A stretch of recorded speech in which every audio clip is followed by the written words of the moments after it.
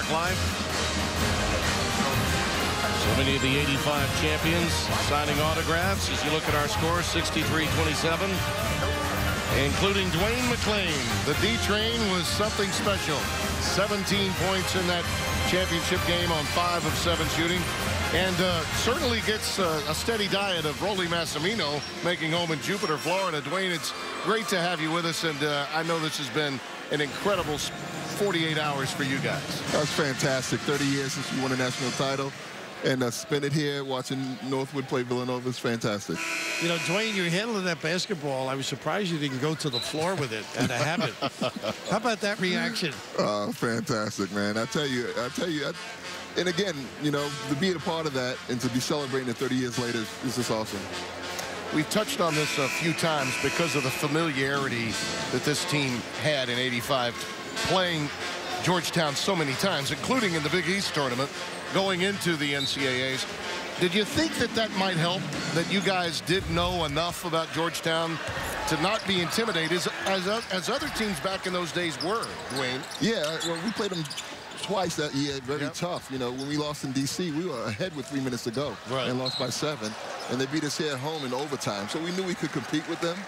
So I was glad we had another shot at them. You've heard Rolly say this, he felt he'd rather play Georgetown than St. John's because of matchups. Do you buy into that? 100%. St. John's had beat us 3 times that year quite easily. Isn't that interesting? Yeah, so we are happy that Georgetown beat St. John's in the other semifinal. Wow.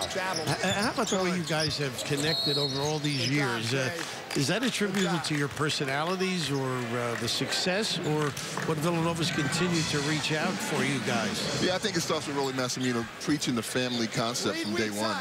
You know, and we're all disciples of Rolly Massimino in that respect. So Jay has implemented it well. We got guys coming back from, you know, the classes of the 70s and the 60s with the 85 championship team and the current guys as well. So, yeah, we all get together, and we love hanging out with each other. I got to ask you this question because, as we see Hilliard knock down a 3-ball, of the guys on the team, all right, that you maintain contact with, but when you know that you got to get together, Dwayne, who's the guy that's organizing everything? Who's the one guy that's sort of like the homeroom teacher that makes sure everybody gets together? That's one of the biggest men on the planet. That would be Chuck Everson. Really? Definitely Chuck Everson. Big Chuck. Oh, yes.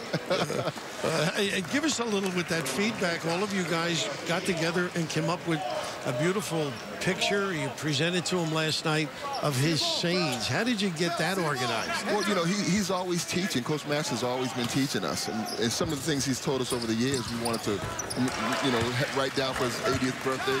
We put it on a nice platform, nice picture, and some of those phrases are absolutely classic. You refrained from some of them publicly, but some of them were pretty funny. And Timmy mentioned this to one of the guys earlier. The Northwood kids, when you fellas met with them, he still uses the same phrases, right? That is 100% correct. Yes, he does.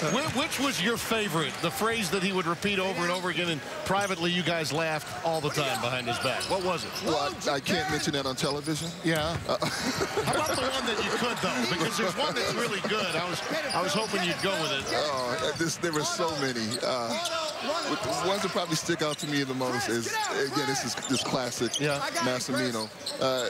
One time, my freshman year, early in the year, he told one of the players to get to the end of the line, back of the line.